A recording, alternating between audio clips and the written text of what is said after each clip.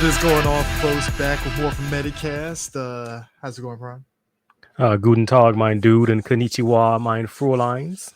Yes, appreciate everybody's feedback from our last episode talking about Hasbro and his Playmates thing. That was a very fun and cathartic episode. I think that will probably be the punctuation to talking about Hasbro because what's done is done at this point. So. I mean, there's only so much we can do, man. I mean, we've spoken to the high heavens, and as they often do, they ignored us because we spoke the truth. Yeah, so. But we're gonna talk about some happy stuff. Prime, Cocker Rangers coming back, 30th anniversary. Yes. And let me tell you something. Middle age has never looked so good. Get your boy Ultraman power because he's tweaking.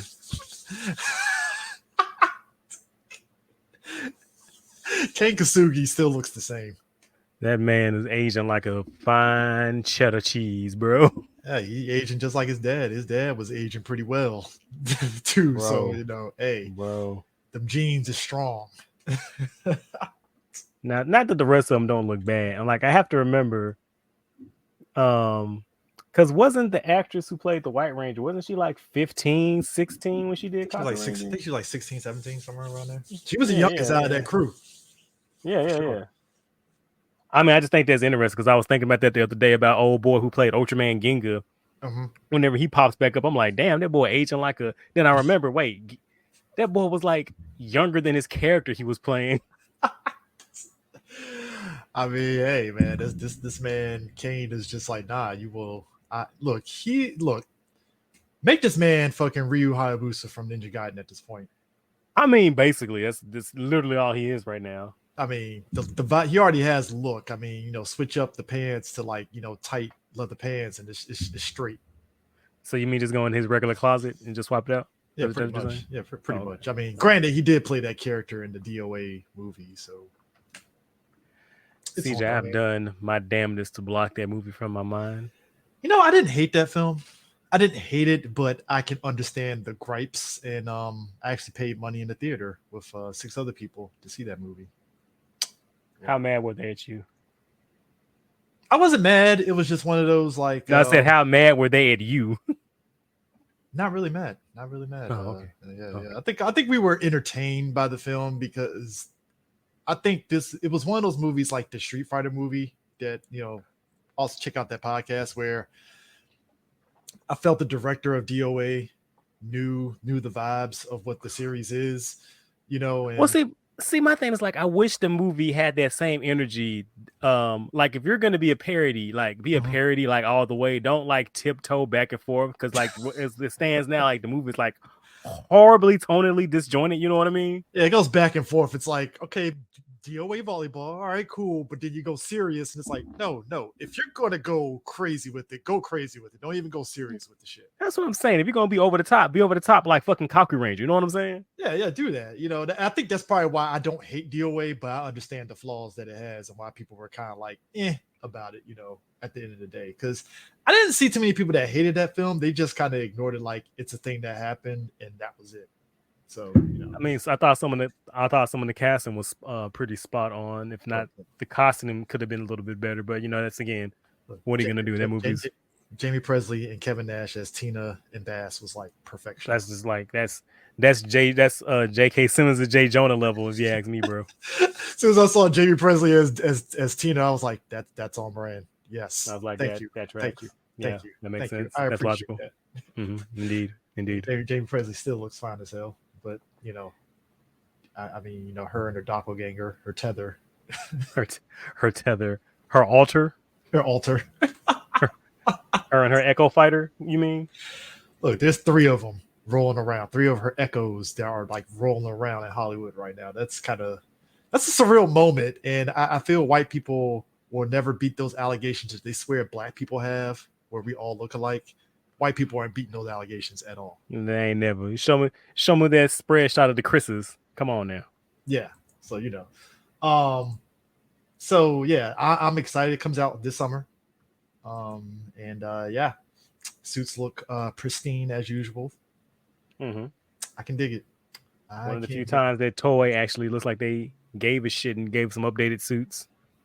Does it look updated to you? I think those are new suits because they had to fit the new suit actors. Oh, really? I thought they just Now, used the old suits, and the old suits were still in good condition. no, those are brand new because like they don't fit the actors the same way, and they have a different sheen to them. Now, if I'm not mistaken, I don't know how true this is, but I heard somebody say that some of those stunt actors are some of Kane's students. So if that's true, that's fucking dope. That is amazing. What I like to call bringing your family along for the ride. I'm gonna say if I eat, the fam eat. You know what I mean?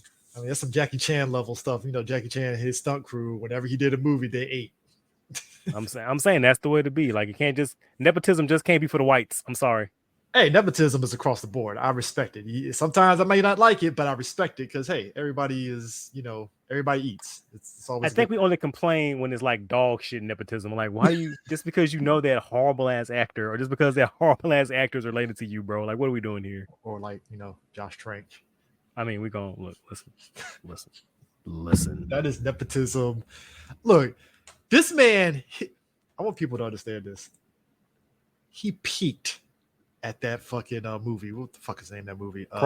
Chronicle. He peaked at Chronicle. It was downhill after that.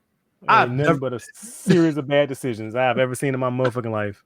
I have never seen that in my life. Like, you peaked at your first movie, and you didn't even have a moment where it's like, okay, he got a good movie in there. Like, you just went nosedive. And you know what? I hate to be a petty bitch. We all know that's a lie. Everyone listening to this knows I'm lying. I love being a petty bitch. The fact that he's one of those edgelords, like, who thinks he's above comic books. He's like, I don't really like superheroes. They had that fucking stank going, and that's one of the reasons why that fucking Fan Four Stick movie turned out the way it was.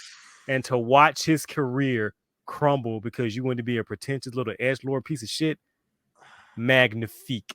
It was the worst kind of, like, if Sony's level of we don't care about comic book movies was one level, Josh Trank was like, no, we're gonna really step away from it. I'm like, is that like, really a move? Comic books, like, yeah, right. It's like, at least Sony, I can see what they're going for. It's just done in a very crappy way. It's like, all right. I may not agree with everything they do, but at least, whatever. I see. But my thing with Trank is that, motherfucker, you put the energy out in the universe and you reap what you sow, motherfucker. Yeah, he got me too, rightfully so, because he came off like somebody that did some jank shit. So it's like, all right, well, hey. Meanwhile, what's the Landis boy? He over there sweating bullets like, ooh, dodge that one. Woo, man, Max Landis is another one that it's like he peaked.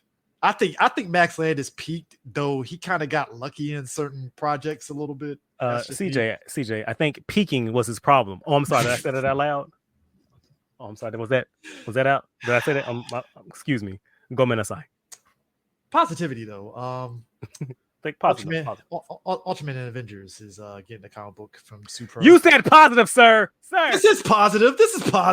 All right. Sometimes, hey, look, Godzilla Power Rangers was fun.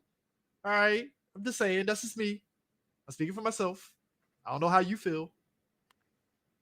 We'll talk about that at a later date.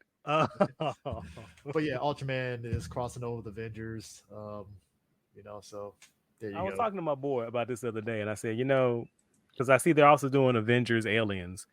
And I'm like, I would rather see Ultraman Aliens. Like aliens, like the Xenomorph? Xenomorph aliens, yeah. That seems like that would fit Ultraman more than Avengers, because that seems like a wash.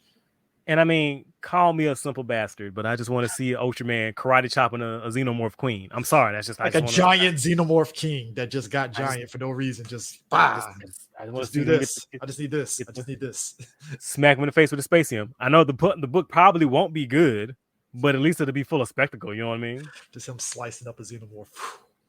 That shit. Right. See fucking Ultra 7 toss out the eye slugger on a horde of Xenos. Like, come on, man. You don't want to see that? Y'all want to see that? Is it just me? Is it just me? I kind of do. I kind of do. Do you see the vision? Do you see the vision? Apparently, Kamen Rider took out a new trademark. Now, when I saw that trademark, because Gav. Yeah, it said it's Gav, but when I saw it, I thought it said Gawk, and I'm like, I need to. I thought it said Gawk too for a second. I was like, in my brain, I'm like, I'm cooked. Because somebody tweeted it, and I thought it said Kamen Rider Gawk, and I was like, I was like, so we doing this in 2025? We doing this? Okay. Don't let Black Twitter see that shit. What's going to be the secondary rider? Kamen Rider Sloppy? That's what we doing? That's what we doing here? If I were to see that shit, hey, the memes, I will laugh, and I'm like, you know what? Yes. I'm like, what type of shock are he trying to get into? I'm trying to figure that shit out now. Toei starts wondering why his black audience levels went through the roof after that reveal and shit. CJ, you know Johnny Toei was not gonna give a fuck. I know he cares about money, but hey, money doesn't. Money sees no color in Johnny Toei. Do you think Johnny Toei checking them hashtags? Hell the fuck no. He sees green, he's fine with it. Don't matter. It's all great. As long as he can sleep on that big ass pile like Herschel, he's fine. He's good. Look, I am optimistic. I hope that this USA rollout that Toei is doing works out very well. I'm really rooting for that to work. You know how well it's working out? We ain't heard shit. I know. Hey, look, my hopes were here because you saw how Supro was doing it, so I thought Toei was going to come with the same energy. I thought they were. What do we always say, man? Toei is like, if it's successful, it's successful. If it's not, it's not. We're not going to hinder it. We're not going to help it. It is what it is. I mean, you ain't lying on that. I mean, it is what it is. And so, speaking of comics as well, did you see the new Boom Studio series? Which one? Is it Power Rangers Legacy? What is it? What is it about? So it's about a Power Ranger fangirl who recruits Rangers from across the air quotes. I'm doing the hardest air quotes possible right now. The multiverse to stop Poisandra from Dino Charge. And she has gained the power to travel the multiverse. That's all from memory. Did I get it right? I mean, that sounds plausible. That sounds like a legit thing. Okay. The art. Okay, so Take a couple deep breaths. Okay. The artist is a competent artist. The composition, the coloring, the line work, that is good art. The artist has a good eye. That's a good art. It's fine art. It's just not art for me, but the designs applied to a Power Ranger comic book, Big Dog, you can keep that shit. Yeah. You telling me that in theory, it should work, but I am kind of on the fence. It's kind of like how we've talked at length about like a lot of the Power Ranger side stories that they did. You know, Old Man Tommy and the Black Time Force Ranger shit, and the Psycho Power thing, which I roll my eyes so hard at that. I'm like, that. Why are they good again? Why are we doing this? Fundamentally, not understanding the appeal of the characters of the concept. And here's my thing: like, I often joke about Boom Studios being a bunch of OC donut steals. Mm-hmm.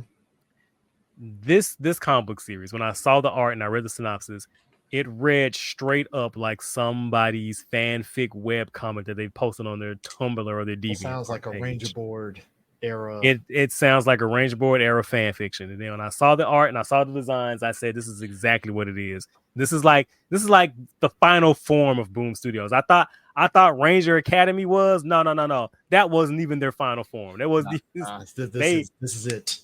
Turn that shit up a notch. And I'm like, you know what? I am sure there's an audience for it. The people who it's for, they gonna love it. Cool. Hey, look, I'm good. Hey, look, Boom, to their credit, they're doing better than Hasbro and still keeping Power Rangers alive in some way, shape, or form. I may not be a fan of some of that stuff, but I can appreciate it. At least they're trying. I appreciate the effort, and I appreciate that people are going to enjoy it. Like I said, the audience is going to hit on. Is going to hit them and connect with them hard. As for me, this is not something that I want out of a Power Ranger comic book. Audience, and not in the audience, am I still bitter about the cancellation of Go Power Rangers? Yes, I am. I'm still quite bitter. Still quite mad about that. Oh man. So I have been. I finally caught up with Boom Boonger, and I saw the Go On Red episode, and I love it. Yeah, I'm a couple episodes behind, and like I feel like Boom Boonger is So it's funny because it's not doing anything groundbreaking. It's like just the standard Sentai. Yeah, it's standard stuff. It's like just paint by numbers. But bro, after Zenkaiger, Dawn Brothers, and King Onger, that's actually refreshing now. You know what I mean? Yeah. It's sometimes going back to what works, it's like if it ain't broke, don't fix it. It's fine. We call that, was it safe? But sometimes safe is actually not a bad thing. It's just like, hey, that's fine. You don't have to, reinvent the wheel here. Just, just be a decent to good show. That's all we ask. So, right. Just to be a competent, well written show with some characters that are interesting. And like, I feel like we're now going back to that age where characters are interesting before they're air quotes relatable. You know what I mean? Yeah. That's all you really ask for out of it. And like, stuff. But I would 1,000 times pick a character who is dynamic versus a character who shares a demographic with me. Yeah, I mean, because that's sharing a demographic is just kind of like, okay, like what now? Okay, like, sure. It's like, are you engaging to watch? No, then who gives a fuck? It's like Hollywood. Like how Hollywood sometimes these studios would be like, "Hey, this character is black. You like this, right?" I'm like, "Sure, but what's his personality trait? What is he? What is he? I'd like to know. What is he?" What was that show that got canceled when the creator? And I felt so bad because they were panhandling on Twitter about it, going, "You should check out my show. It has a black queer little boy." And I was like, "Okay, that's cool. What is your show about? Thank you. What's the plot? Black queer little boy. You're playing into the hand of some of these dude bros that's on these, oh man, virtual signaling woke. You're playing into their hands. Like, you got to you're doing their job for them. You got to like tell me about the story first. Like, why should I be engaged in the world? Like, why should I pick this show? Or like, I'm so mad about that fucking vampire show that get canceled on Netflix. Like, I stayed away from it. The one with the two lesbians. I stayed away from it because the marketing. I think I like scrolled past it and didn't really care. Right, you just like it's like it didn't look interesting because they had terrible marketing. But then when like I saw clips and I saw the creator talk about the story and shit, and I was like, oh, I would have liked this. This sounds dope. What the fuck? It's like, I'll just go over here and watch Interview with a Vampire with gay vampires, but they don't put the gay stuff at the forefront. They're just like, hey, watch this engaging story, and I'm like, all right, I'm in. I like that show. I don't know if you're watching it. I ain't watched the show. I ain't watched the show. I like the movie, but like, or shit like The Wood. Like, they didn't go, oh, look at these black men. It's like, oh, look at this friendship between 3 black guys.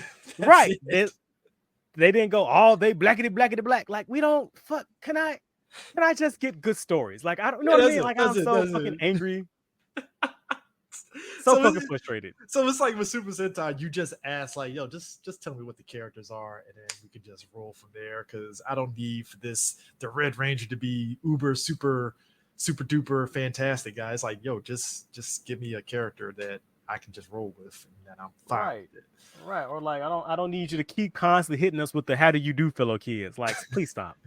Please stop. I'm begging you to stop. Oh man, did you see the trailer for this? This is an interesting. I saw the first one. First of all, fuck him. He's living my dream. I'm so mad. 3. I'm so angry. Not 1, not 2, but 3. You son of a bitch. You dirty bastard. I mean, out of a joke, he made a fucking joke. He was like, "Oh yeah, I watched Deca Ranger. I really like Deca Yellow when I was growing up." Yeah. You want a special with her? I'm sorry, what? That's on the table. I kind of fall in line with Boken Pink. That's mine. Just saying. Jasmine is an Esperdes. That's mine, but he's definitely living a dream. These sort of crossovers is always interesting to me because I'm just like, somebody at Toei was like, yeah, if you just cross over these characters just cause, and it's like, all right, cool, just go for it. Right. And you know what's funny? You know, Power Rangers could have been doing the same thing. Like, you don't have to wait. Like, y'all had the suits. Like, y'all talk about it's holding the Sentai what crossovers they can do. No, they're not. You know. You could I mean, tell that to In Space. Like, what the fuck? What y'all talking about? You could have had Carter Grayson teaming up with the Operation Overdrive team. That would have been a fun crossover, wouldn't it? You could literally do anything. Like, the world is yours. Because y'all complain about like they don't ever bring back the actors. They could though. This is original, and you have a budget. You could do a budget to where you don't have to do anything stupid crazy. All right. to break the Right. bank, but it's You can just do it. Like no one's stopping you but you. Like what the fuck? just Like original we get the story. small shit like Coda popping up in Ninja Steel. Like Yeah. you can just do that. Like no Look, one's stopping you. look, Clash of the Red Ranger. I know some people weren't fans of it. I kind of liked it a little bit. I kind of liked it. They were obviously cribbing from the Sentai a little bit, but like I kind of like that kind of stuff. Just don't explain shit. Just do All it. right. You can just do do it. shit like always a chance. True Blue to the rescue. You can just do it. Like what the fuck? It's not hard. Not It's not you hard just at all. go to that same fucking core where you're gonna go film a putty fight any goddamn way. Well, they're in LA now, so they get the world is theirs at this point. It's your oyster. You right? Just grab an actor. Just call up somebody randomly. I'm looking at call fucking Ninja Storm Yellow. Like, hey, what are you doing? You want to show up for a couple of the scene or two? Like, what? You can just do that. Nothing was stopping you, bro. I think I need to marathon Kamen Rider Gotcha this weekend for sure. So hit the chat. You know what, Captain? You right. That's our bad. We expect. Guys, you're forgetting to prove it. You know what? Yes. You know what, Captain? You right. Yes. We're forgetting that producers actually had to give a damn about the product. That's on us. Our bad. Our fault. Oops. Yeah. Silly us. I have been watching Kamen Rider Outsiders and saw Kamen Rider 03. Kind of like it. So I'm waiting for all this shit to come out at once so I can just marathon of it. Cause folks kept everything I hear spoiling about shit on Outsiders. Twitter, so I had no choice but to fucking watch it. That was the it is what it is. Like I just let that shit go. Like I already saw was it Zen? Yeah. I'm like whatever, man. Whatever, dog. But yeah, I'm definitely going to marathon Gotcha this weekend and kind of let everybody know next episode how I feel about it and stuff. So yeah, I'm up to they're up on 35, 36 right now. Yeah, I'm up to when they just did the first upgrade for Dread where he did the unicorn. Okay. So I just like you, I gotta plan to catch up because I'm going on vacay next week. Pimps. Oh, nice. So, Prime, we're back with another Metal Hero show, and this time it's B-fighter. Beetle Fighter. Juukou B-fighter. Heavy Shell Beetle Fighters. Yes, the secret ingredient is crime because that's the only way you can watch this show until Discotech puts it on Blu-ray, which I will cop immediately. I felt so bad because you saw I was tweeting about watching the show, and a lot of people were like messaging me going, "Oh, how are you watching B-fighter? Is it on YouTube?"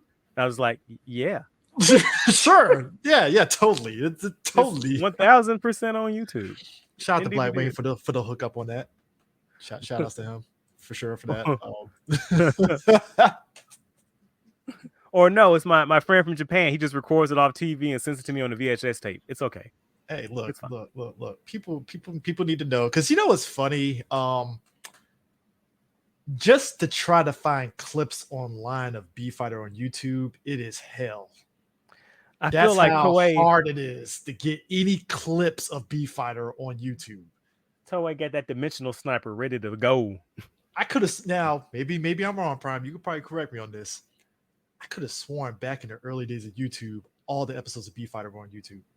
I don't remember all the episodes. I remember like one or two, a few of them, and some of them were like broken down in like the 8-minute chunks. Oh, I remember Kaku Ranger, all of them was on YouTube at one point, and I remember Zhu Ranger, all of it was on YouTube at one point. Yeah, I remember Jew Ranger and Jetman were all on YouTube and Facebook streaming at one point. Not streaming, what's that? The video, whatever. Yeah, Facebook video. Was it split into parts on Facebook? Like 2 parts? I don't think it was. No, I don't think it was. I think there was actually straight up the whole episodes and like movies and shit. Oh, okay. But like I knew the writing on the wall for that shit was over when they started sniping the Toku Moments of Awesomenicity channel. Oh man, bro, when that shit was gone, I was like, "Whoop, the ride is over, folks." Man, I shed many tears that day when I saw that channel got taken out, bro. I was like, no. Oh, there are so many. Look, folks don't understand the early days of YouTube was the wild, wild west. Like, I'm not like there were episodes of Monday Night Raw from back in like the late 90s going into the 2000s that was uploaded onto YouTube. Anime, everybody already knows the anime, and even Super Sentai and Kamen Rider were getting uploaded on YouTube and Facebook. And yeah, when Facebook cracked down, that was it. That was a wrap. But B-fighter, as everybody in America knows, Big Bad Beetleborgs adapted B-fighter. But this came out in 95. I don't know why I thought this came out in like 92, 93. Oh, probably the cameras. I don't know. Could be. But yeah, this is a raw as fuck show. Like top to bottom. Right. And it's so amazing, like watching it after, watching Beetleborgs for years and like watching this show and watching how much got left on the cutting room floor. Especially I don't know. Dark Beat. I mean, that was frustrating. It's so fucking crazy to see like he was in actually half the damn show. Yeah, like why did you what the fuck?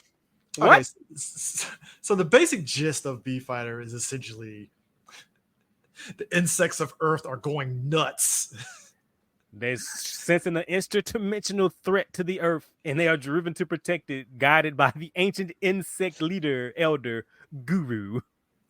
And Earth's offenders use devices of that has a life force of different variety of insects to form the B-fighters to face off against the forces. The Jamal, so to speak. The Jamal, which consists of Guam. Was it Gamao?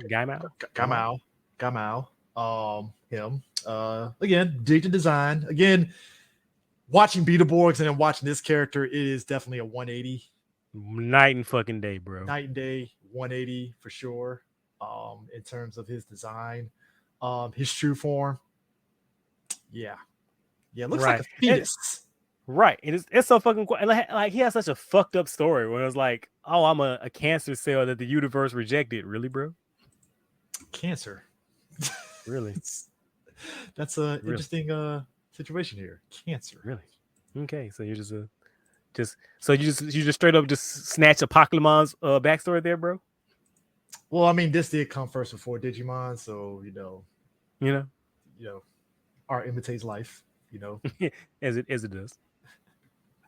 Digimon, that is, oof, man. One day we're gonna do Digimon because that is, oof. I've been watching Adventure 1. I got the Blu-ray finally of Adventure 1 and yes. Japanese or English? Both actually. I bought both Blu-ray. I bought the Japanese and I bought the English one. Man of culture like me, like I finally watched it in Japanese all the way through recently. How'd you like it? I was actually surprised with how actual faithful the English dub was to the Japanese. Like obviously they did some localizing things. Yeah. And obviously they had to change like some jokes over from one to the other. But like it carries like the same spirit. Like scenes. Yeah, not a lot of stuff wasn't cut from what I saw. From what a lot of people have said, it's not a lot that was. It's really not. Cut. It's really not, and it's really fucking weird to me. Like, well, not weird, but it's amazing to me when I was watching some scenes that I thought they were putting in a dub joke to be like cutesy and funny, but then when you watch the Japanese, it's like, oh no, there's a joke there in Japanese. Oh, yeah. Okay, yeah. But Jamal, this is the crew, consists of 3 commanders. Jera, which I dig the design. I'm fun to say, bro. Her suit actor when she took that cape off and them fucking back muscles, bro. Bro, them gains, bro. Apparently she was a kickboxer, and them shits was showing, dog. I was feeling some type of way every time that coke popped off, bro. I was like sweating like fucking Michael Jordan, bro. Bro, she was putting feats on the crew. Easy, man. Listen. Hey, look. This design here ain't for show. She was putting hands. Because at first I was like, she's probably like all the other generals. She might, take a swing here and there. I was like, oh no, she really does get down and get busy. Like, oh no, okay. She was first one in the line. Like, what's up? We got Schwartz, which I always thought is kind of funny how he's like a white Rastafarian, just in the design. I know, right? Metal Rastafarian. Whoever toy was like, hey, let's make Cora dreadlocks. You're a fucking genius. I mean, listen, I didn't know who. Look, anything in Toku, I'm always curious. Like, what's the design process? Do they all just sit in a circle and just brainstorm on monster suit designs and stuff like that. That has to be a fun session, possibly. I swear, man, I just would love to be a fly on the wall when they come up with this shit. Because it's just like, because give him a trench coat and then give him a German name. And then this guy, like, it's like the design is like crazy, but again, it's like I would really like. What's the thought process? Because every show, it feels like the monster designs are always different and unique, and I'm just like, how do you do this without like not going crazy? Like seriously, I feel you got to go crazy not to sit there and come up with different designs. Mm-hmm. But yeah, these are the commanders and generals and such. As Prime pointed out, Blackbeat, yes, Blackbeat. He's the one that actually is, which is ironic because he had a Green with Evil-esque arc in Big Bad Beetleborgs. Which was 6 episodes. 6 episodes, one more than Green with Evil, but right. Yeah. But in this, like, he was in half of the damn show, half the season. The putting basis, boots to asses. The basis of him is essentially the Gaim basically was like, hey, I kind of want a B-fighter of my own, as most. Yeah, after they whooped his ass, he was like, "Why do they keep beating shit out of me? I need one of those suits. Let me get some of that action." So he commissions. Hold on, do I have a picture? The sorceress was it Jaga? Yes, commissions her to get her, and she gets a black beetle to bite. Was it what's his face? I keep forgetting. Takuya. And basically creates a dark clone, and boom, we get Blackbeat. And we find out is that the clone can't really survive for long. He has shortened telemeters. So essentially the whole series, and this is the reason why he still exists, is that he's trying to find immortality, essentially, from what was the name of the lady? Saint Papillion? Yes, Saint Papillion.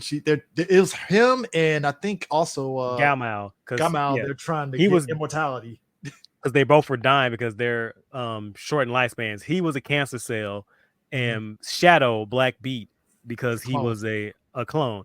Now my thing is like when she says that to him, when he finds out like, why are you dying? He's like, because you're not a naturally born thing. She basically called dude an abomination and said you shouldn't exist in the first place. I was like, damn, bitch, that's like you were made in a test tube. I'm gonna say, holy fuck, it's kind of racist there, bro. Hold on. It's like, dude, it was almost like, what was it? Iron Man was like, yeah, you were made in a test tube, Steve. And I'm like, God damn. Like, I'm gonna say, what I was saying. He just basically told the man, like, you shouldn't exist in the first place. I'm like, God damn. That was a very Republican answer there, man. I'm like, Jesus. I know, right? Look at the pro-life bug lady. All right, okay. She would be pro-life, wouldn't she? Man, motherfucker. I'm like, God damn.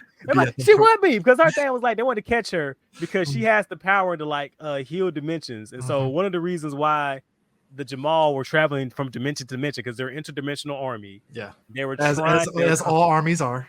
As you do, hop from plane of existence to plane of existence. Yeah. They were going across the multiverse, conquering universes and capturing and building up their forces and army, trying to find her.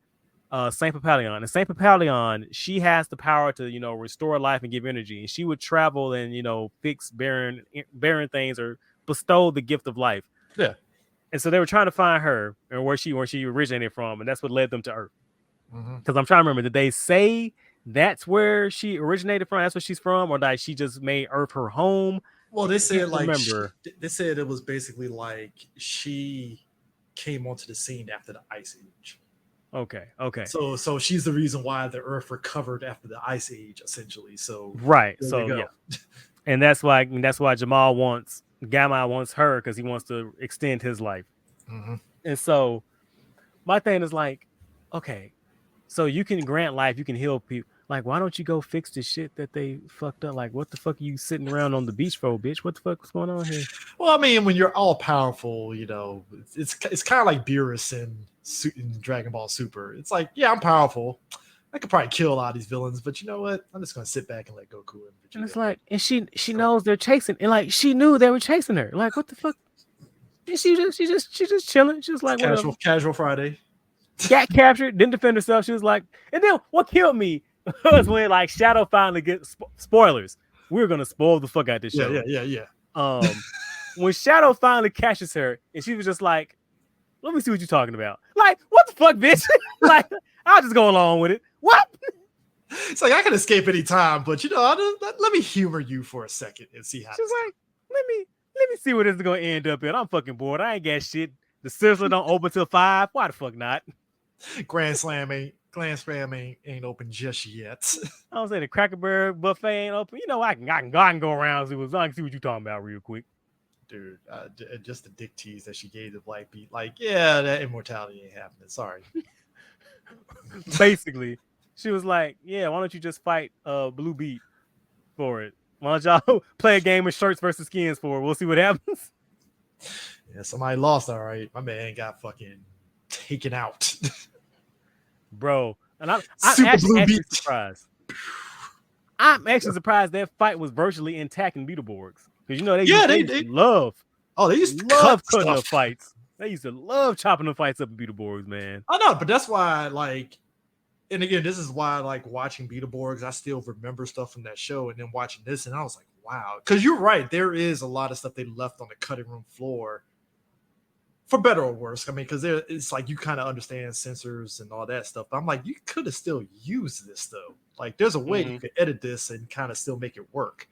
You know, but yeah, it is what it is. But that fight was like, wow, that shit really was raw as shit. Like, okay. That shit was raw as a motherfucker. And I'm upset we haven't had a special where Black Beat gets to meet Shadow Moon. Like, I feel like just missed opportunity. We were right there. It was the 90s. We could have had it. We were this close to greatness, bro. Tyson Z is right there. Like, come on, it's right there. Man, y'all can still do that Space Squad movie, bro. I'm saying, bro. It's right there. And so, speaking of this, so this airs after Blue SWAT. So I think we talked about this before. Or was it in private in the chat, or somebody had asked us about this but anyway, Blue SWAT, although the fans like Blue SWAT, it struggled commercially because, to be fair, they were just essentially cop gear. You know what I mean? Like, there wasn't any, there was no razzle dazzle on it. You know what I mean? I mean, let's be real. Like, the thing about also the B-fighters is a lot of the previous Metal Hero shows pop up, like Blue SWAT being the big one that pops up in the show. And I think, was it Jan Person comes up. And it was kind of interesting in a way because it's like, I know Kamen Rider does it sometimes where they have the previous series come in, but like, I've never seen it done in this way where it actually crosses into the story of an actual series. Right. So yeah, the show was wrapped up in like 51. And this feels like 2 bonus episodes. But back to my point, that the reason that B-Fighter was the way that it was, is because Blue SWAT struggled commercially because, again, just guys in cop costumes, not really much razzle dazzle to that. And so the main writer, was it Junichi? Anyway, the main writer wanted the show. Yes, Junichi. Okay. Wanted the show to be unorthodox, but with a traditional approach. So, like, it was kind of like this is like a resetting Metal Hero to like a back to basis kind of thing.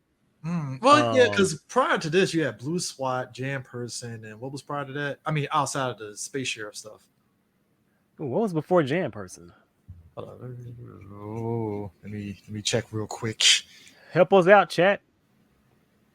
Okay, so Gavin, Sheriff, and Shader, Just Beyond, Spillbane, Meltowder, Jiraiya, G-Bond, Wing Spectre, Soulbrain, and Seacraft, Jam Person, Blue SWAT, then B-Fighter. So there's a lot beforehand. So yeah, yeah. So yeah, they were doing basically a reset. So that's what we got, a kind of a return to the Maku space with the guy Mal with his giant hands scooping him up and put him in the cat drug dimension in some episodes. And I also think this is the first Metal Hero where the team is just regular people. Like, generally, they're either like space cops or ninjas or cyborgs and robots and shit. Or they have a previous sort of job that ties into their powers in some way, shape, or form. Like Martian, like Jiraiya was a ninja already, like you said. And boom, Jiraiya. Right. And so B-Fighters was, unlike Blue SWAT, very highly successful commercially. And looking back on it now, I think it's pretty funny because I don't know if you thought this the same way that I do, but I felt like a lot of other shows avoided the bug motif because of Kamen Rider. You know what I mean? Like, see, because Super Sentai had they done bug? not until well, they had bug villains, but not bug heroes. Not until I want to say it had to be King Oger. Yeah, King Oger was probably the one that had like the bug, the spiders, and all that stuff. But I can kind of see it. But if you think about it, though, Metal Hero exists in that team basically because the Metal Hero franchise lasted pretty much 10 years because it was pretty much during that 10-year space that we got no Kamen Rider, excluding J and all that, right? And I think Robotech was like the last one that came out in like 99, I believe, either 98, 99 that dropped. So like, I'm not gonna say that's weird that they wanted to avoid that, but I'm like, fuck it, why not? Like, it just seems like a logical leap that you're gonna do anyway. Fuck it, do bugs. Like, you do right. And you see, again, it was very commercially successful. Like apparently these toys are selling like fucking hotcakes. I can see why. And I gotta say, I got some of them toys still. Me too. And I gotta say, like, I just love that both sets of B-fighters, both Juukou and both the Kabuto, like those costumes, I say this all the time, are peak superhero costumes. Them designers, but it works. Man, the designers dropped the method on you niggas. And it's great that they really leaned heavy into the motif of insect shells as armor. Like, just wonderful suits. Love them to I death. like that. I like it. I love it, especially like when you get the Kabuto with the auxiliary fighters to help out the squad. Like, all them suits are good. Like, bro, I'm not exaggerating. Even the monster suits that are like the villain squads. That's like opposite of them and stuff. I'm like, them suits look pretty fucking fire to me. I ain't gonna lie. I'm saying, bro, like they are just. I kind of want to do a cosplay of them, but I know that's expensive as shit. Peak superhero shit, man.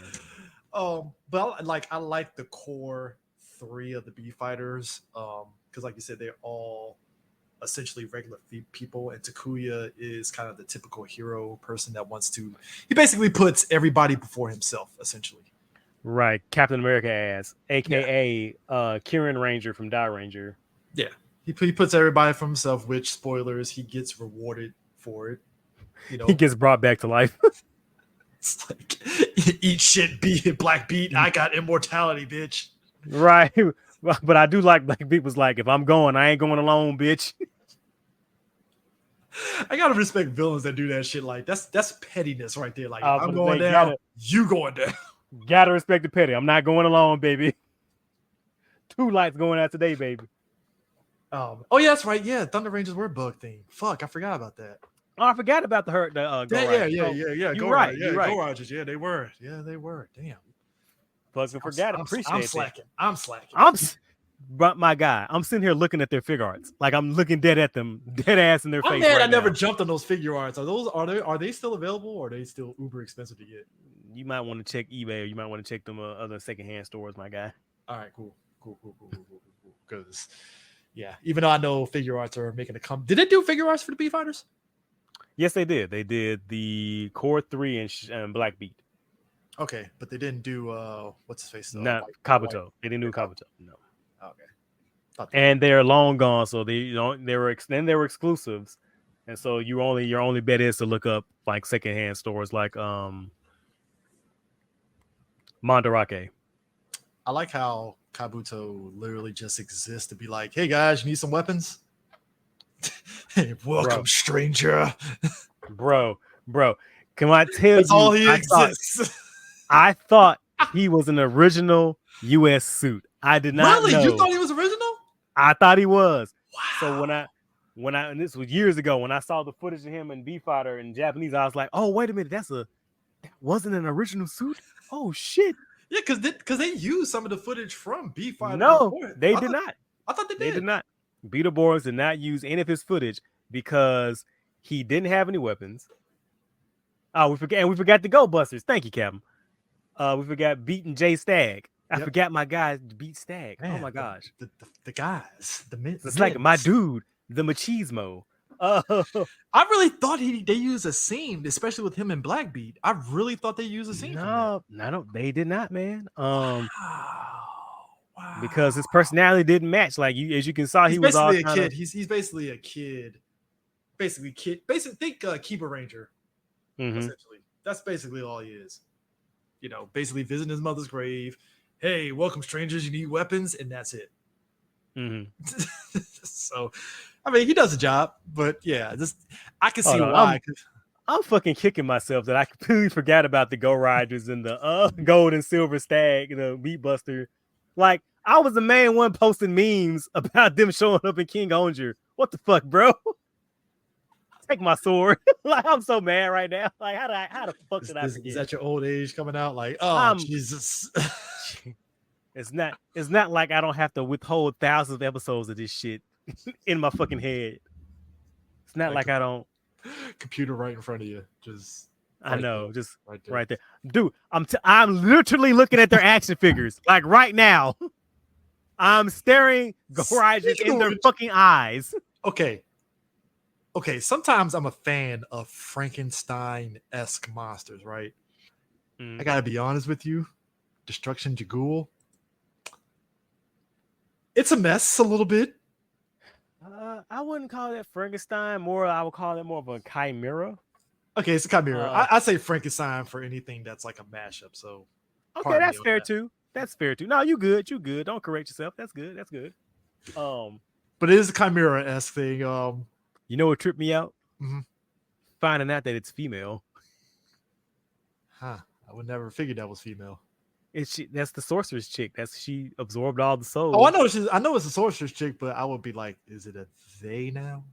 I mean, what pronouns did they go by? We are Venom. We are Legion. Okay. Which was wild to me. Because again, in Beetleborgs, that was clearly a dude. Yeah, clearly. And even in Beetleborgs, I was gonna notice y'all not gonna bring up Shadowborg on the chest right there. Y'all not gonna just absorb. Not gonna point that out and everything and stuff. I always appreciate Toku when they do this kind of like chimera monster, because it's like in my head, I'm used to monsters that have mobility. So when I see this, it's like, I mean, what exactly can they do besides be a giant target for like a gun? This is in a game what we call foreshadowing. Because that's exactly what it is. It's just a giant target for this dude here. Blast his ass. And what was fucking funny to me is when they got the gat, and the sorcerer's chick was like, "Oh, I'll just resurrect again." Homeboy was like, "Nah, not bitch. Today, bitch. You're coming to hell. You coming with me. If I go, bitch, you go again." That's respect almost the petty. Yo, it's just like fucking old boy at Go-Go V and Lightspeed Rescue when he said, "Nah, bitch. Yes, you're coming to hell." It's like, I was like, nah, baby, you coming with us? You ain't coming. So I was like, you know what? I respect the petty on that. Nah, bitch. And you know what? I understand, because homeboy told her, he's like, hey, I don't like the shit you doing. You took my star, put it on your son. Nah, you gotta go. Nah. I'm appreciative of that, because I think it bucks the trend of like typical stories where all the villains are on the same page. So like when you get villains, they're like, "Nah, I don't like you.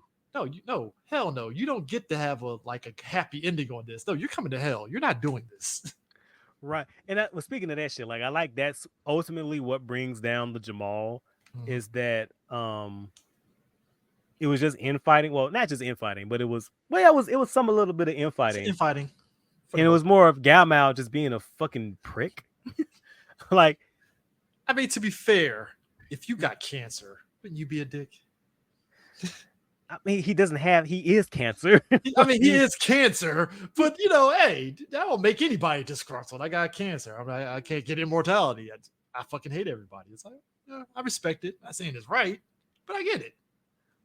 Right. And so, and what I like about it is it was actually a lot of the downfall was character driven. We learn a lot about the three generals, and actually you kind of sympathize with them a little bit, right? You feel bad for them because they just signed on to this dude. We just thought we were gonna go out here, pillage and have fun, and then it's like, oh no, it's like no. like Jira was the last of her kind, and she ransacked. Fucking Gigolo, he was a creature that was experimenting on a dimension, and fucking Galmao rolled up to him and basically said, "Do you want the method?" He's like, "Why don't why don't you kill the people that tormented you? And So he's like, you know what? I like that idea. So Jira is a Caucasian woman.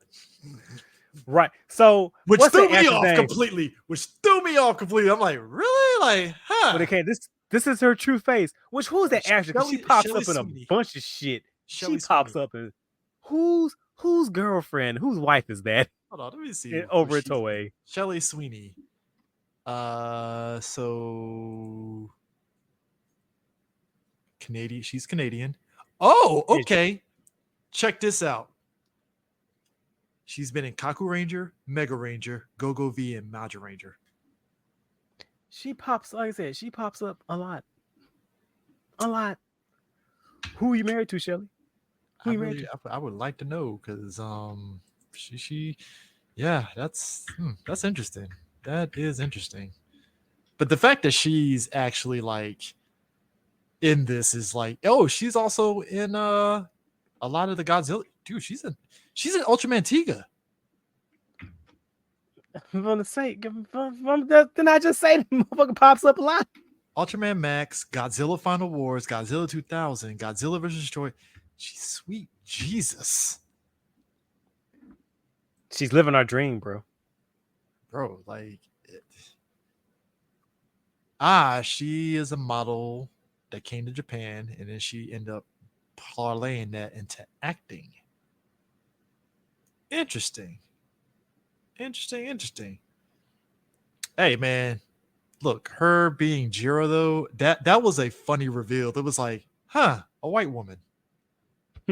Well, that's as you do. I didn't see that coming. Did not see that coming. As you do. And like, I gotta say though, she went out like a G. Yeah. I mean, look. When you get games like that, you have to go out on top. That's all I'm saying. Bro, when she stormed that base and she cleared out those henchmen. And first of all, those fucking red variants of the henchmen, they just popped up. I'm like, how come we didn't see those in Beetle? What the fuck? How come they didn't? That's money right there. You could have sold some more action figures. But anyway, she pops up just to reveal or find out what's his true form to relay that message back to Shadow. And I gotta say, man, I was rooting for those kids. when he pulled up to rescue her from Schwartz and she got all like lovey-dovey in her eyes, I was like, oh man. Hey, I'm anytime villains get lovey-dovey, you know, it's like, well, 2 days of retirement, you about to die. Man, fucking I still got Metal Alice PTSD, dude. Don't do this to me. Don't do this to me, dog. It's like 2 days of retirement. Oh boy. Look, we just did Daylight. The black guy in that movie literally has a relationship with the lady he's talking to on walkie-talkie. And D was the first one to point it out. Oh boy, she just doomed you, my dude. She just doomed you. Oh, she wants you to bring back her bracelet when you finish this? Oh, you're dead. Oh, you're dead. As soon as Jira professed her love, I was like, okay, so how are you gonna die? That's what I would love. Right. And you feel so bad for her because, like, unlike most, let's be honest, like most Toei villainesses, they're kind of dicks, which is fine. You can be a bad bitch. It's okay. We talk about it a lot. You can always it's a dick in a way that you hate them, but you understand the motivation behind them being a dick to where you're like, okay, I don't like it, but I respect it. Right. And it turns out like she actually viewed everybody as comrades. She's like, oh, I thought we were all cool. Like, what the fuck? I thought, huh? Dude, as soon as her boot thing Chicago got killed, she was like, oh no, this is no. Also, by the way, you all gotta go. Also, by the way, shout out to Homegirl. Scorpina was in episode, was it 10? Oh yeah. Was it 10? Popped up. Was it 10? She was the dragon armor. Yeah, episode 10. Yeah. She was Barla. Man, I saw her. I was like, you can't hide her from me. I recognize that fine anywhere. Man. And then that's on top of the fact that after her boo thing dies, she ends up teaming up with Shadow because the other general was at Schwartz end up fucking going nuts. Oh, bro, did you see when she saw that he was malfunctioning? Like, did you hear the heartbreak in her voice, bro? She sounded so crushed. She was like, do you recognize me, Schwartz? She was like, Schwartz, are you? Bro, I almost had a tear, but I have a black heart, so it didn't fall. But here's my thing. I was like, well, maybe if you pop him in the head, it'd be like a TV where it'll fix itself. I was thinking that could happen. Black Pete did. He shot the motherfucker in the head, and he came and got her, and he left. And then Maya was like, "If you're gonna kill anybody, kill me first." And he was like, "Who the fuck are you?" She's like, "You don't remember me? I'm Riddle. You don't, Red. You know, B-fighter, baby. The fuck is a B-fighter?" Nigga, it was a Star-Lord. Don't you know me? I'm Star-Lord. Who? That's Like, exactly what that shit was. He hit her with the literally who? The fuck are you again? I don't know you. The Mariah Carey, like I don't know her. I don't know her. Apologies to that man. I never seen it before in my life. Sorry to that man. It's a cold world out here, being the villain, being the henchman. I'm saying. Can't Look, even goon in peace anymore. Look, Shadow didn't give a fuck. Like I said, when he pulled out the blicky and just shot fucking Schwartz in the head, I was like, well, he didn't waste any time. Just, I'm like, I mean, bro, you got to come to collect your boothane, man. It is what it is. And did you see that shit when she just like when they were walking together? Hold on. When they were fucking walking together, right? And they were trying to find Safe and Pelion. And just in the middle of walking, Jira was like, you know what? I'm gonna go fuck up Guy Mal. And she dips out, and he's like, I knew that bitch didn't love me. He just kept walking. Look, we as the audience do the jig, like she's just using him because she's still hurt and she's trying to get her revenge. What she said, you know what? Nah, I'm good. I'm out. Peace. I was like, huh. These hoes ain't no. You don't remember her fucking inner monologue was like, we gotta find a weakness, and that's why she just dipped out. Oh yeah, but she didn't say anything. She just teleported away on the motherfucker. He's like, what the fuck, bitch? Where you going?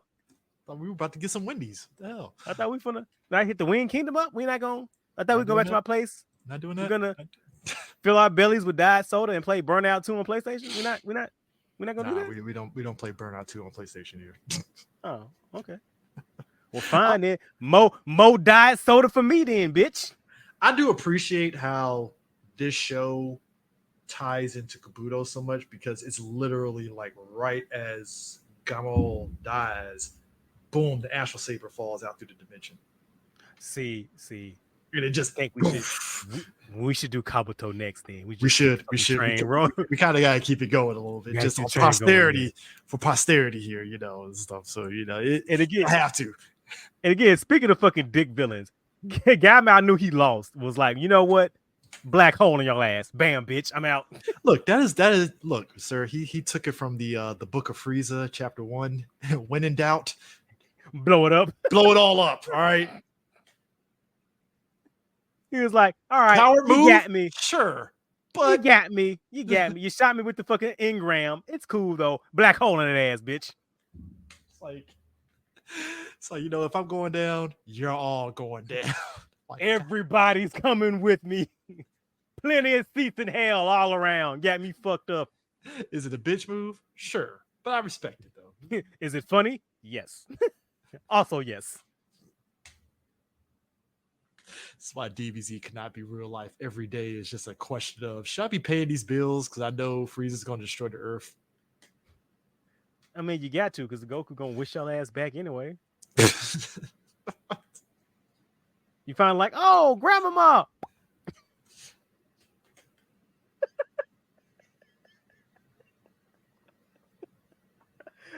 Oh, grandma, I miss you so much. And done. Just like, damn it, Goku. I was trying to hug her. I didn't get a hug. You son of a bitch. Just 3 seconds in heaven and then just gone. Just like that. Ain't that battle. God out here fucking kicking and screaming like, what the hell is going on Earth? What is happening here? We just had a lot of people, billion people here, and then billion people disappear. What is happening here? So you think from that perspective, it's like the reverse of the rapture? Bro. Just all of a sudden, just a bunch of angels just be like, what the fuck? What the hell is going on here? What's going on? I think the law of nature is starting to really get a little crazy right now. These Dragon Balls, it's crazy. Like, hold on, I thought the revelation is supposed to be for their side, not ours. Hold on. Ours. What's going on? Wait a minute now. Oh my God, man. Jesus, man. And shout out to old girl who played Ray. Uh-huh. during the filming of the show, the first riddle, Mm-hmm. during the film of the show, she suffered a neck injury filming around, I think, episode 13 or 14. Mm-hmm. And so then by 21 and 22, she had to leave in between those episodes. And they tried to cover it up by her like not doing a lot and wearing a neck scarf. I like how Big Bad Beetleborgs did the same exact I was just gonna say, like, CJ, if I was a superstitious man, I would say that fucking costume is cursed. I gotta be honest with you, it was the most unnecessary shit in Big Bad Beetleborgs, to be honest with you. It was right, and it's unnecessary. the most convoluted thing they could come up with. Because I don't think that, because it's like weird, because I'm like, I think that little girl was fine. Why did you switch her out again? I'm confused here. Because she wanted to leave the show. Oh, really? I didn't know that. She was done. She was like, you know what? I'm out. If I remember correctly, it was either, hold on. So also the two bullies, they left the show. I'm trying to remember. Of those two happenings. I forgot there was bullies in that show. Damn. Yeah. It was either, I think it was either, okay. So I think she was ready to go and the bullies wanted more money, or was it that she wanted more money or the bullies were ready to go? Actually, no, wait, yeah. I think it was she was ready to ask for more money in the Saban production. You are doomed to fucking get kicked off. Crazy as fuck. So yeah, I think she was ready to go, and it was the bullies who wanted more money, if I remember right. Okay. So basically, the Redl situation is kind of like the Kamen Rider 1 situation, essentially, in a way. Isn't it crazy? It's insane. It's insane. But you don't question it back then because it's just like, fuck it, we got another Redl. What do we care? Just keep it going. I mean, it is what it is. But like I say, if I was a superstitious person, man, I would say that something wrong with that suit, bro. Don't be the first person in it ever. I mean, it is what it is. But I do like how their individual weapons do kind of point to the bugs that they have, which makes it even more kind of crazy that Kabuto didn't have a weapon. Right, he didn't. I think the only weapon he had was that fucking blinky he pulled out, that revolver on the two-parter. Yeah, that was the closest you were going to get, but he didn't have his own individual weapon, which, you know what, now that you think about it with the American footage, they really did have to make up him being able to. I think that's probably why he was very limited using Big Bad Beetleborgs for that arc. So that makes sense now. I think he only had like one or two monster fights in B-fighter, didn't he? Because he fought the cat thing, right? I think it was like 3. It was the cat. And then he rolled up when he was at that fight when Blue Beat and Shadow were fighting when they got the engram. Yeah, he gave him the engram. I think. Oh yeah, Juukou. And Juukou, yeah. So he didn't. About 3. Yeah, about 3. He didn't fight that much. Yeah. Yeah. I mean, again, he's the weapons dealer, so it's just like I'm there for posterity. The weapons dealer with no personal weapon. Like, why didn't he have a stinger weapon? Like, what the fuck? Just give him a bazooka and call it a day. Why didn't he have a gun? Right? Come on. Hey, these hands ready to eat for everyone. Right. Oh, we forget the best part. He's Guru's son. Ah, yes, he is Guru's son, whose mom also looks like Riddle. Did you see that shit when he was like that kinky ass shit when he said, "Can you scold me again? Because you look like my mom." Whoa, Kabuto, pump the brakes there, bro. Hold on. First off, sir, don't kink shame. All right, don't kink shame. I will kink. If you're doing that shit in public, I will kink shame as much as I fucking want, sir. This is a public space, sir. Sir. Also, behind closed doors, please, sir. Also, I'm kind of curious on Kabuto's real, like, what does he look like underneath the suit? Does it match Guru, or is it different? I mean, I think that's him. That's not a suit. That's just what he looks like. Wow, I actually thought it was a suit, and it's just. No, I think it's a Magna Defender situation. Like, that's his skin. That's who he is. Okay, well, yeah, I respect it. I definitely respect it. It's great. I do like the vehicles. That's something that vehicle combat is always fun to watch. Oh, bro, those ATVs had me in a chokehold when I was a kid. Look, I had 2 of the figures, and I actually had the actual vehicles, but I gave the vehicles to my younger cousins, and they just disappeared, and I'm kind of mad because I actually wanted to keep them. I only had the gyro and the green one. And you never had the other one? My cousin had the blue one, and he had Gigantus, and so we played together. Oh yeah, Gigantus. Yes. Oh my god. So when we would play, that's how we would just link it up. We each had 2 pieces.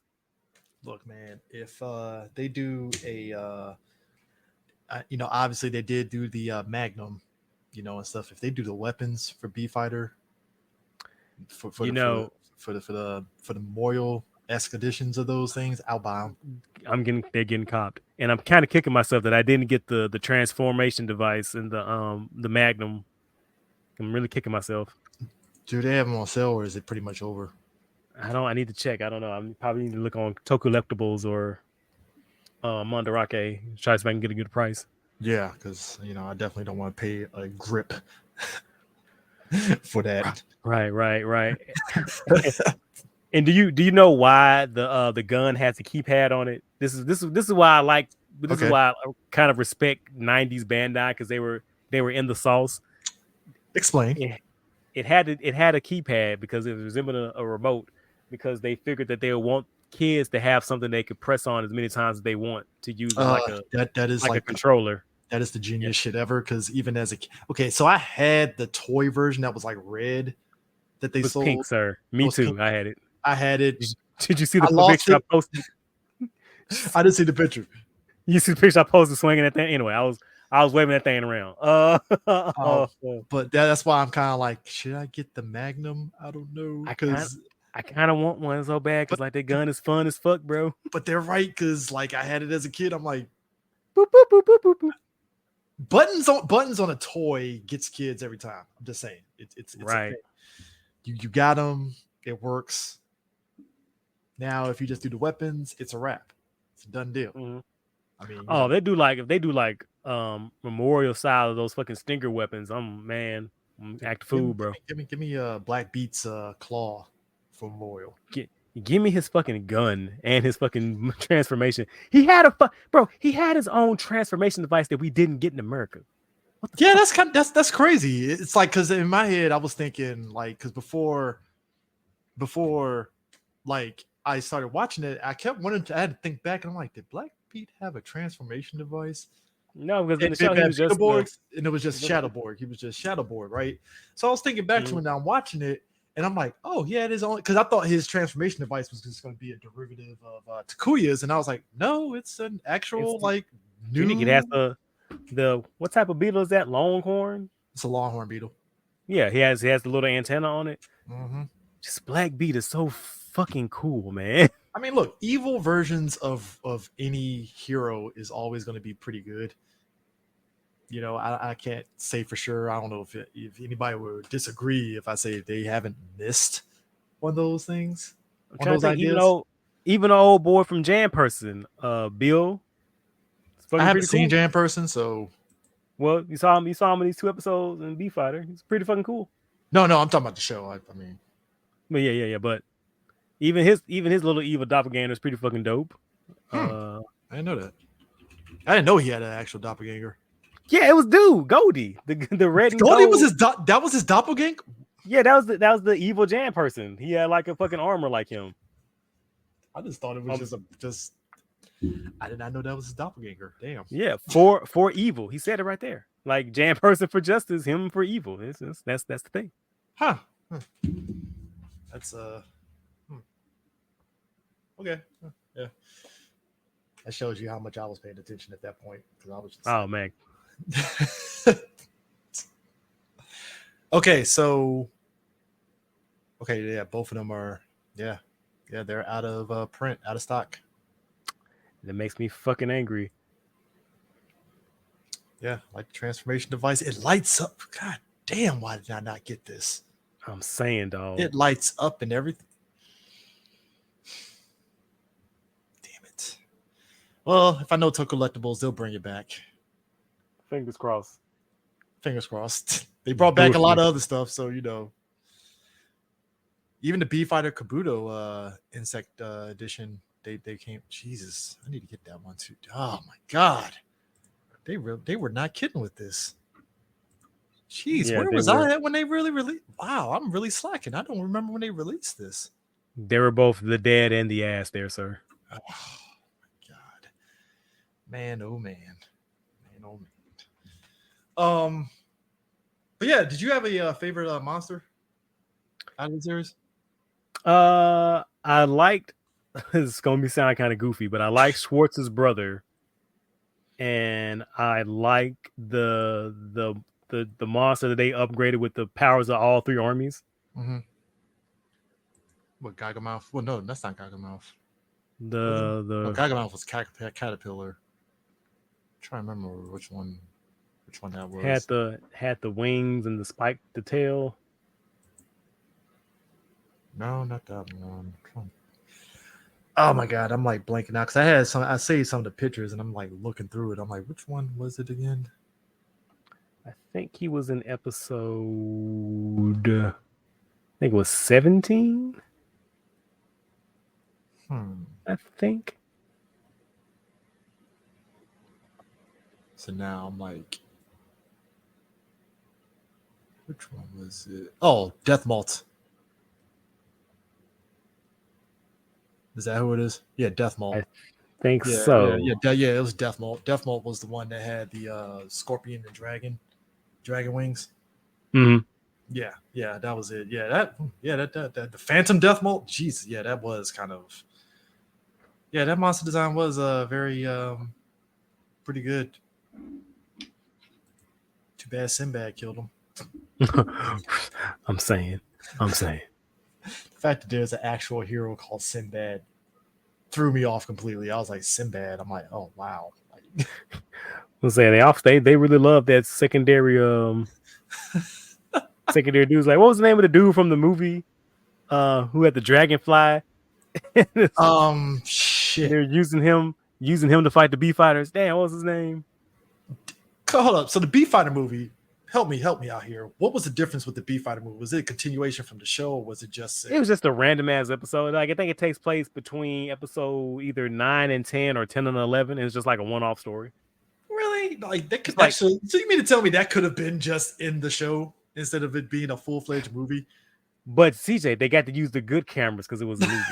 So you got a lot of really nice wide lens vista shots of the fucking Tokyo rocks. As you always do. As you do. Yeah, as you do. As you do. Yeah, that is yeah, that is kind of interesting, so to speak. But I'm kind of surprised the show actually had like 53 episodes. But like you said, it felt like the last two were just bonus episodes, essentially. Anyway, you know, DVD special and little quick extra. So, which I feel like, is it just me or did it feel like maybe that was to pad it out because B-Fighter was very successful and they're like, oh shit, we got to do another one of these. We need more. Sequelize it. It's like, okay, what are we gonna call it? B-Fighter Kabuto? Yes. The kids yearn for the insects. They love the insects. It's crazy. And we're gonna give them even more insects. Oh man. I don't know how anybody can hate insects. Don't know. I mean, Spider-Man, dog. Spider-Man. Hold on. Also, wasn't there like a Dracula character in the English version? Yes. Hold up. Yeah, never watched the series, but I had 3 of the figures because my aunt thought it was Power Rangers. Yeah. It was pretty much the Universal Monsters. It's frat boys. Yeah, and Jay Leno, aka Flabber, rounding out the crew. Which, funny enough, it actually worked.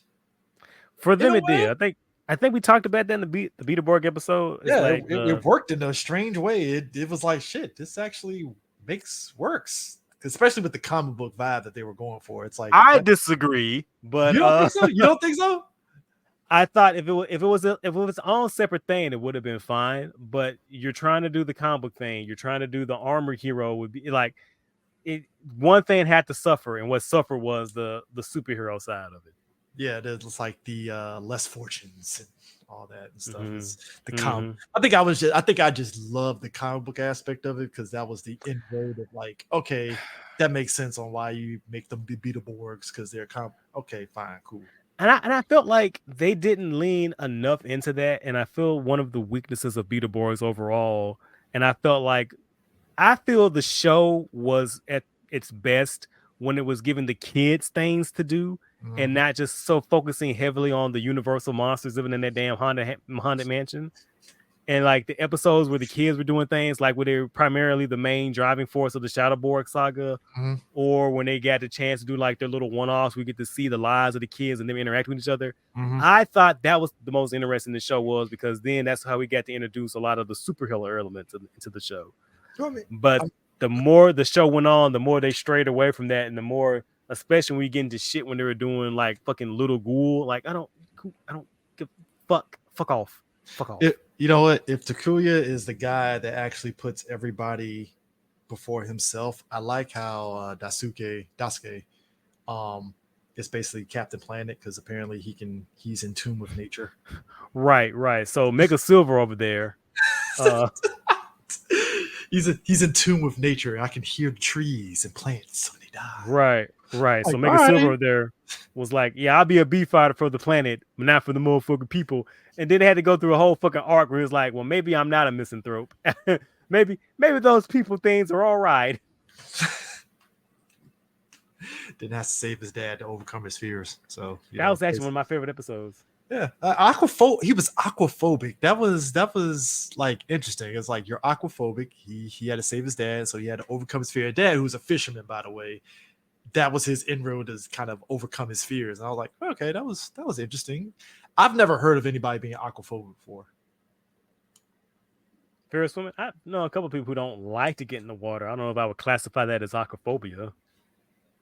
Yeah, well, it's not that he had aquaphobia, it's that he couldn't swim. Couldn't swim, which I'm like, I think that's a difference. I mean, I know people that don't swim, they don't hate water, so it's like, what are we doing here? Like, all right, cool, but it's yeah.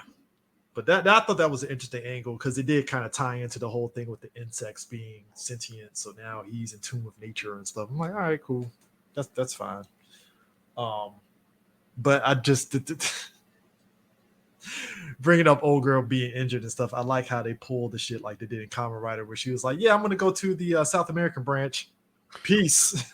Right. Apparently, shit be popping off in South America, man. Well, I mean, that's what the cartels are, so I guess it makes sense. I mean, you know, South America is home for a lot of things, and that includes the cartels. I mean, yeah, that's logical. Makes sense. It makes sense. Yeah, but also, Mai ends up hooking up with Daisuke, because she falls in love with him. I mean, as you do. Makes sense. Makes sense at all. Trust me, D. Yeah, there was nothing to make up. That was a thing. I think a lot of people forgot. It was like, nah, that was up front and center in this. So if you're curious about some history, I think we talk about that in our Beetleborgs episode. Yeah, go listen to that. Definitely go listen to that. I think that's going to come up a lot when we talk about Kabuto, because there's a character, the Dragonfly character in Kabuto, that is an actual white guy, English actor, who's also, I believe he did Dante's Viz stuff for Devil May Cry. I forgot his name, but he's done a lot of stuff, and he's in Kabuto as the Dragonfly. Didn't he do something with Kamen Rider too? Hold on, let me find him, because it's gonna fucking anger me. Hold up. Not anger me, but I'm like gonna like rack my head on who his name is, because he's a known actor too. That's the crazy part. Hold up. Mac Wendy. Ruben Langdon. Yeah, Ruben Langdon. And if you know Ruben Langdon, he has done stunts in Hollywood, but like the big one, like I said, Devil May Cry, he's done in, where the fudge is it at? Yeah, Dante for Devil May Cry. Yeah, he's done Marvel's Capcom. Yeah, he does the voice for Dante in Devil May Cry. All the games, actually. And Ken and Wreck-It Ralph, and Ken and Street Fighter. Yeah, he's still active. Wow. Man. I guess the idea is, if Ken Kasugi can do American shows, why can't these guys could do Japanese shows? Exactly. Why not? What's stopping them? Yeah, he did stunts for Power Rangers Time Force. Yeah, he's been around. He has been around. That's interesting. Mac Wendy, that's his name. New York branch of Cosmo Academy. B-fighter Yanma. And he actually speaks English in the show too. That was no, he did Japanese and he spoke English too. It was kind of weird, the way they did that. But yeah, yeah. Kabuto was definitely one of those shows that they were like, we're gonna go even more hard in the paint on selling toys. So yeah, so the B robots that's in this show.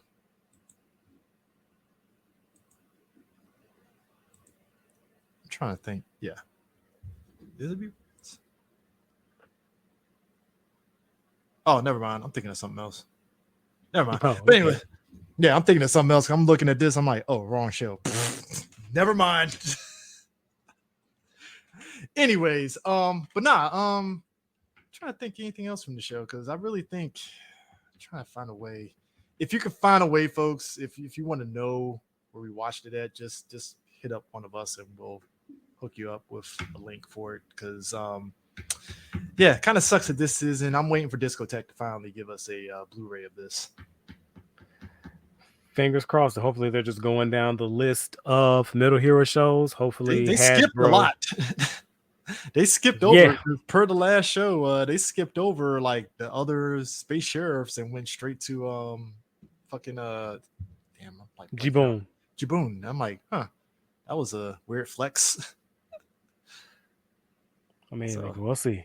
it's kind of weird too. If you type in B-fighter even on Google, it's like tough as fuck to find any screen caps of the show. It's just a lot of promo art and a lot of the toys, and that's it. Mm-hmm. That's kind of interesting. Which is wow, because again, it was a successful show. Yeah.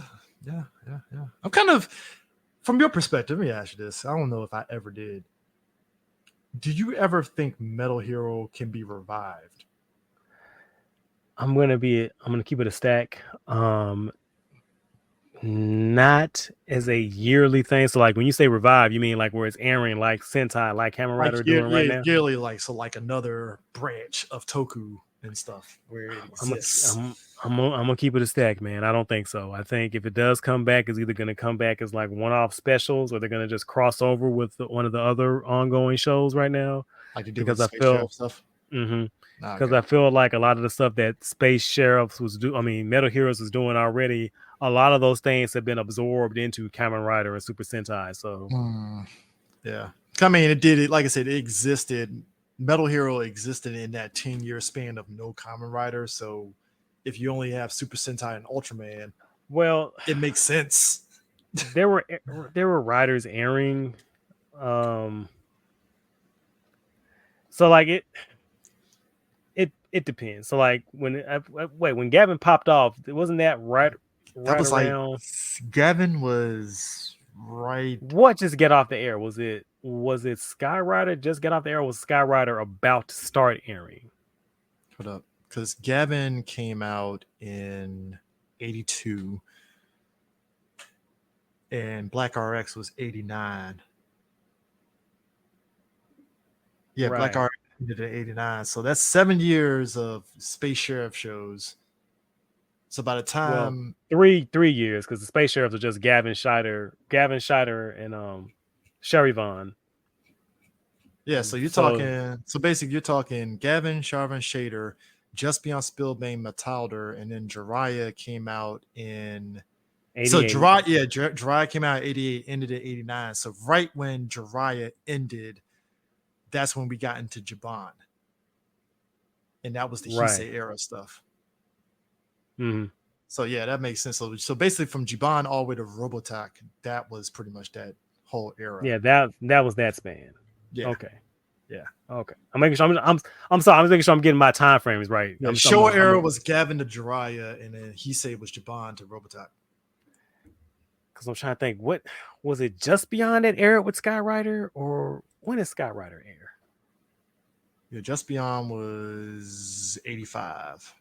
85 Skyrider. So yeah, Skyrider was 79. So okay, so that was before this shit. That's before that shit. Then my bad. Then And then Black was 87, 88, you said? Yeah, 87, 88, and then Okay. Then Black Black RX RX was 88, 89. then Shin was 91. Then Zao and J were 92 and 93. Is that right? Yeah, something like that. Hold on. I'm sorry. I'm just trying to visualize some things. Yeah, Jay was 94. Yeah, Jay was 94. Yeah, because I'm trying to, because knowing when things came out in relation to each other, it helps you understand the productions that influenced each other. Does that make sense? Yeah, that makes sense. Yeah, that makes sense. Okay. Yeah, so Zio came out in 93. Uh-huh. And Shin dropped in 92. Okay. What I said, 91, 92? Okay. Yeah, so you were right. Yeah, you're Okay. right. Shin definitely is a departure. Yeah, it's a departure, but look, I'm buying that shit on fucking Blu-ray when it drops. Mine is already pre-ordered, sir. Oh, you already pre-ordered? Mm-hmm. Okay, I need to pre-order then. I should pre-order. I think it is. You have to pre-order, and that's it. That's how you get the special that comes the set that comes with Camera Out of World. Yeah. Okay. Yeah. So, yeah, that was like I said, Metal Hero filled a void. So I kind of feel you on that. I guess in my head, it's like it would be nice to see these get remixed away, but yeah, if other shows have already took those ideas, it wouldn't make sense. Yeah, like a lot of elements that you would have seen in Metal Hero, like that's just like either Kamen Rider's gonna do it or Super Sentai's gonna do it. So like, what would be the unique thing that you would do? Like, there's only so many ways you can do a Maku space kind of sequence. You know what I mean? You've done cops before because Deca Ranger, Drive. You know? Yeah. So it's kind of one of those things where it's like, what are you doing differently? And I think the only way you could do it would be just remix B-fighter and Kabuto and all those in with new suits, I guess, if you wanted to. Or you could do, or the one thing you could do is different is that you can lean more into like the Jam person Jiboon, Wind Spectre thing where there's not a person, it's actually a robot or a robot that's doing it. That's a possibility. I can see maybe that. It'll literally be Metal Hero. Maybe I don't fucking know. I can see it. I can definitely see it. So but yeah, there's always the Toei Tokusatsu fan club. They can do that shit. Oh yeah, for sure. So yeah, I guess Prime has us. We're keeping the party rolling with Kabuto, B-fighter Kabuto next. Let's fucking go. That's the one I really want to see the drastic differences between that and Beetleborgs. I'm pretty sure it is drastic, but I know it's gonna be like watching two different fucking TV shows, man. Of course. That's why I'm like, I want to know how different are we talking with this. So but yeah, B-fighter was definitely fun. Like I said, once Discotech finally does B-fighter, I am going to be the first to buy it because I'm pretty sure them transfers are going to be great, quite crisp, and everything. Because again, physical media, we got to archive these things. Because the fact that we have to do the criminal element to watch B-fighter speaks volumes on availability. Because the funny thing over in Japan, B-fighter came out on DVD in a set. So it's possible. It's very possible. So, but yeah, that in mind, be sure to just hit us up in the comment section. What you think of B-fighter, what you've seen, and we'll read it on the next episode because I think we got some comments on the last episode that hold on, do we? Let me see if I can bring it up real quick because I'm trying to see if anybody, because I think it was a couple of comments that I saw in the YouTube studio for it. Hold on, let me check because we got a lot of people on Twitter that hit us up and was like, oh man, I love this episode, and I was like, thanks, appreciate it. They couldn't wait. Okay, nobody commented. I think I missed on the other one. So okay. Any questions, comments, concerns? You can always hit us up on our social meets. We're very easy to contact, and like I'll respond to mostly everybody within reason. Yeah. Other than that person that tried to argue with me that eugenics wasn't about race, but well, it is what it is. The fact that somebody argue with that is just sad. Sad. All right, so Yeah, so the white blasted Beetleborg, yeah, it was basically, as we said earlier, it was a situation of like, hey, that footage wasn't much to work with, so we're just gonna do our American footage of it. Boom, there you go. That was the gist of it.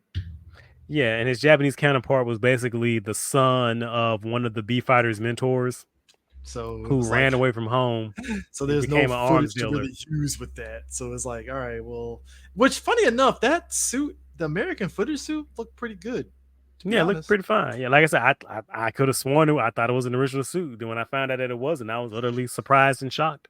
was the way it was flopping that kind of made you feel it was like an original suit. Yeah, kind of, a little bit of sort of, a little bit of that. Kind of gave off the Titanium Ranger vibes. You know, just a little bit, a I little mean, tiny look, bit. if it was an original Ranger, if it was an original character, I'd be like, bravo, Saban, bravo. I I gotta give you credit for that. And then the fact that he never came back. The friend was there to visit, became a Beetleborg, and it's like, sorry guys, I used all the power to give the blue beat his own power, so we're done. And I'm like, okay, all right. Right, and they said like, "Oh, just because I lost my powers, I'm still gonna stick around." And then motherfucker was never seen again. Missed opportunities. He must have enrolled in Stone Canyon High, then, motherfucker. My man said Stone Canyon. Like, no, I swear. I think there were people that was wishing Beetleborgs crossed over with Power Rangers because it did give off the vibe that it was like a town over from Angel Grove. Well, we got the comic books, and then we got the Forever Comic books Red. crossed over? Yeah. I didn't know that. I never read them, so sue me on that one. Man, you didn't miss anything. You're good. The fact that Forever Red, you're right. Forever, dude, that is like, I'm still in awe of Forever Red. It just said, fuck it, use the Beetleborg suits. Don't give a shit, just use it. Fuck it, let's go. No questions there. And my thing is like, that's how you do it. That is how you do it. Why did you pick the green Beetleborgs? Like, I can understand using like Shadowborg auxiliary and auxiliaries, right? Why specifically the Green Hunter, one of the heroic suits, the Black Man suit? Why? Dope ass claw. So why? Racist.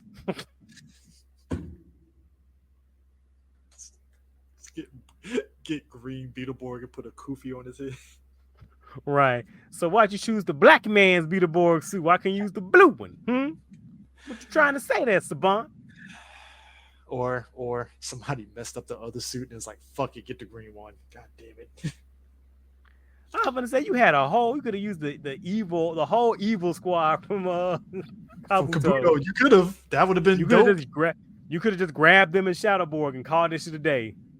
I would have been fine with that. That would have been great. That was an active choice. You actively chose to do that.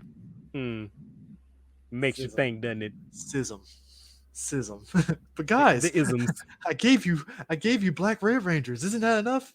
Sure. Sism. Yeah. Passive aggressive xenophobia.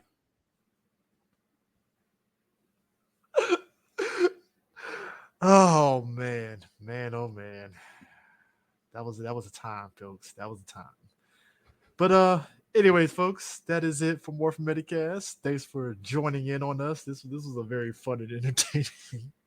It's a great show. You should watch it when you can. Maybe we all bug Media Blasters and Discotech. They'll do something.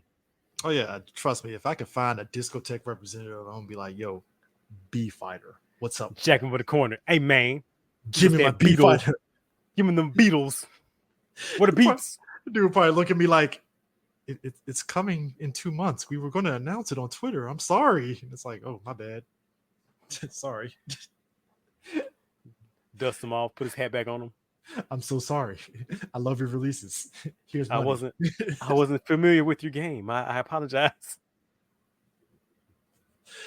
Did I have to do an episode bringing them on like, I am so sorry, sir, for jacking you up in the corner? My wife and kids were there, bro. What were you doing? Like, you had bloodlust in your eyes. I didn't know what was going to happen. Because I wanted B-fighter. God damn it. It's like, it's coming. Jesus. It's like jacking up Tomino and be like, yo, what's up with these Gundams? And he's like, hey, I'm not in charge of that. Like, whoa. You talk to Hank Bandai about that shit. Hold on now. Man, you have names for him. Hank Bandai. God damn.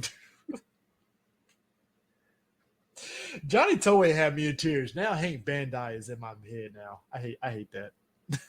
I hate it, but it's funny to me. It's like Hank Bandai. You gotta give him names. What was it? We got Johnny Toei, Hank Bandai, Sam Hasbro, Matthew Mattel, Let's Playmates. Peter Playmate. I don't know. Peter Playmates. Well, we got to work on that one. We call Supro. We just say Supro. You just say Supro. Yeah, Supro. All right, cool. It's already a guy's name. What are you gonna do? Yeah. But anyways, folks, that's it. We'll catch you guys later. Peace out. Vidas in, my dudes.